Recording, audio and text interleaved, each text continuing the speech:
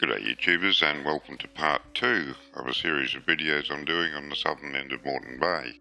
There's a lot to see and do down here, but I'll just point out again that I haven't been down there a lot for many years. I used to go down there a lot when I had a bigger boat, and I'd go out for a week or more at a time. If the weather was no good in the central northern end of the bay, you could always go down to the south and find a nice calm anchorage. That's going back a bit now, and these days I only get down that way a few times a year, mainly to go into the Lagoon and do some crabbing. So I haven't got any video to cover any of this, but I have used Google Earth to highlight the spots, and I think the words will give you enough to get you started down in this area. It's never been a good area for me for catching fish, but lots of people do catch some really good fish down there, so maybe my technique's just more suited to the central and northern end of the bay. At any rate, let's roll a clip and have a look at some of the spots down there. We'll start off on the southern end of North Stradbroke Island at the Slipping Sands. Now that's a great spot to take the kids. When we had the larger boat, we used to have some pieces of old cardboard on that I'd cut off some big cardboard boxes, the sort of things that furniture comes in, or TV or something like that. Nice big piece of cardboard. The kids can sit on that and ride it down the sandhills like a toboggan. They used to love that. As I recall, the shore is a little bit soft as you're going in, so you'll expect to sink down past your ankles in the soft, sandy, muddy area at lower tides. If you're going at high tide, it's fine, you get straight off onto firm sand. But then if you're going at high tide, cardboard's likely to end up in the water too, because they get a bit of speed up coming down that hill. If your kids are small, start them off fairly low on the hill, because they could get a bit scared with the speed that they get up. You start from the top of the hill. The older kids love it, go flying into the water. I think it's great fun. It's quite a difficult hill to climb. I did it a couple of times myself.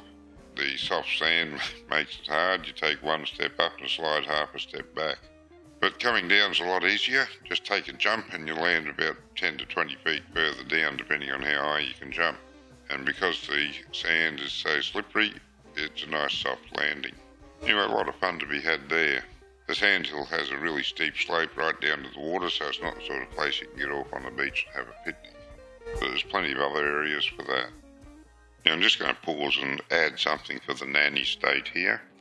Just because I do something or I let my kids do something doesn't mean that it's safe for you to do or your kids to do.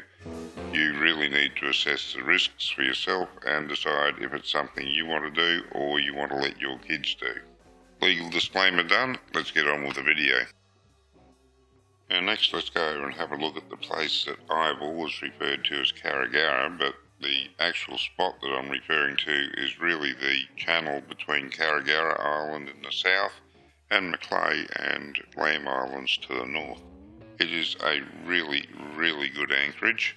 The ferries have started up and they get a bit annoying these days going through, give you a bit of a rock, but by and large it's pretty good anchorage down there. You can get off the boat. There's a nice little beach on Carragara Island to get off there. I used to go off on the beach to the left of the jetty looking to the south, but the beach to the right of the jetty looks alright as well, but I have never gotten off there, so I can't really say if there's any obstructions under the water or not. But that beach to the left is great.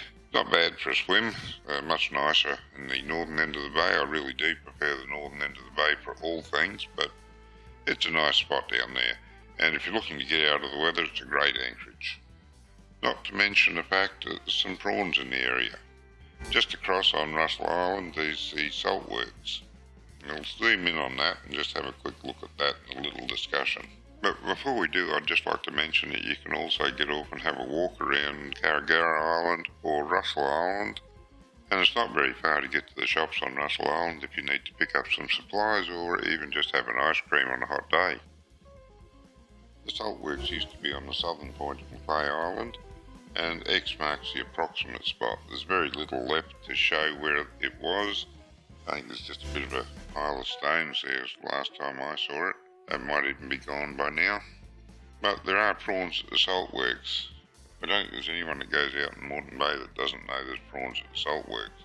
If you've ever been down to Carragara in prawning season, all those boats are clustered around the one area, throwing nets out are after the prawns. If you sound along the yellow line, and the yellow line's a bit extended from the general area where those boats collect, but sound along the yellow line, if you can find some prawns on the bottom, throw a net out and see what you can catch. I've never actually done it myself because I've never had a boat that's really suitable for prawning. The only time I did was tender from the bigger boat, and at that stage I had no idea how you go about prawning. There was no internet or anything, so you couldn't just Google it up. So if you didn't know someone who was into that sort of thing that could tell you about it, you just didn't find out. I knew you could catch prawns, I just didn't know how. Anyway, it's a big thing now and a lot of boats go out there and do it. I just find it a bit awkward to do from a half cabin, so that's why I don't do it. Anyone with an open boat shouldn't have a problem. There's some really good anchorage areas around Canipa. I can't say that the beach impressed me all that much. There was a little bit of beach there as I recall, but it didn't impress me as being a great beach. There's certainly a lot better around, but as far as anchorages go, if you want to get out of the weather, just around the Canipa Point area, you will find an anchorage that will keep you sheltered from any wind there is. If you have the Navionics map, you'll see the sandbanks marked and some of the areas you can slip in behind them too. Other than that, a bit of sounding around and some local knowledge and a bit of caution, you won't have any trouble finding a nice anchorage there. And next we'll look at Pat's Point on the northern end of Macleay Island. It's also known as Potts Point, or at least it used to be known as Potts Point. Depends how old your maps are. I think all the maps these days show it as Pat's Point.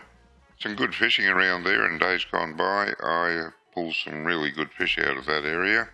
You fish the drop-offs around the point and a little bit out in the bay. I'll put a mark in one of the later maps, the approximate location, because back in the day I was fishing there was no such thing as a GPS. You just took a bearing on a couple of landmarks and that's where you knew the fishing spot was. Much harder to do back then. And memory is fading a little bit, but I've tried to line up the marks I remember as best I can. I've put an X in the spot where I used to catch a lot of fish. You might have to sound around there a bit. I haven't tried it in many years. I haven't been back there since I've had a GPS, so I have no mark for it. But if you've got a bit of time to kill, you might want to have a sound around there and just see what you can turn up, because I can remember one session there I had the line barely touched the water and I had another one on, and that went on for a couple of hours. I think from memory I got busted off more than I actually landed in that time too. So there's some big fish there. And next over to Kuchi Island, Kuchi Mudlow to give it its full name. That's only a few minutes boat ride from the Victoria Point ramps, so really close to get to. Really nice island. There's some shops there, you can go and get an ice cream. Beaches on the south are the most popular. I don't think many people visit the one on the east, at least no one did in my day when I was going there a fair bit. Everyone sort of went along the southern side of the island. A fair bit of rocks and things on the eastern side, so if you do decide you want to have a look at that, use extreme caution and make sure you keep an eye on the sounder. Beach is pretty good, sand's not too bad, certainly better areas in the bay. The further north you go, I think the better the sandy beaches get, but Kuchi is quite good. Used to take the kids in there for a swim quite a bit. Fishing's not too bad around there either. I'll talk about a few marks around there, or a few spots around there, since it was before GPS that I used to fish there.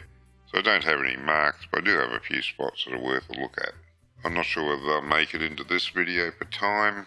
If not, I'll put them up in the next part.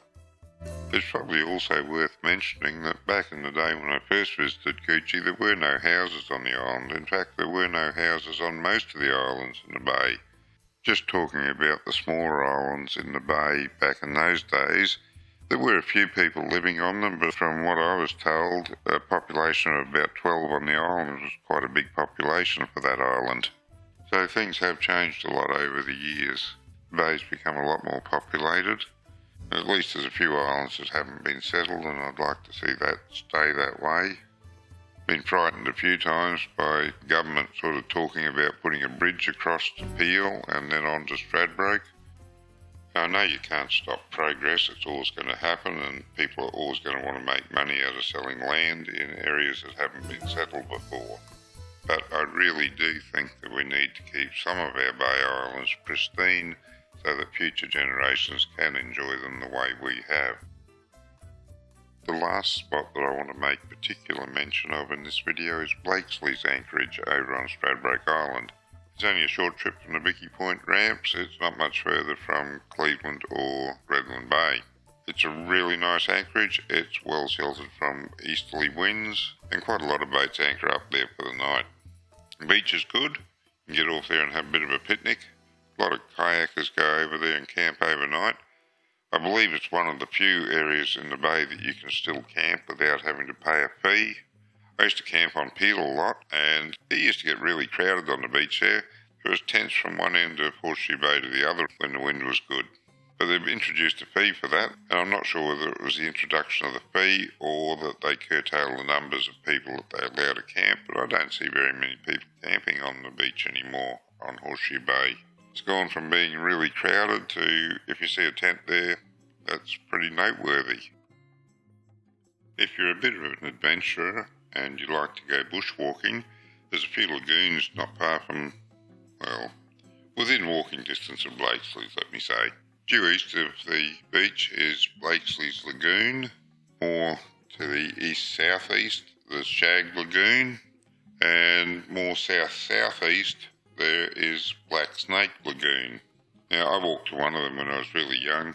These days I'd much rather throw a line in the water and enjoy the tranquility of just sitting on the boat.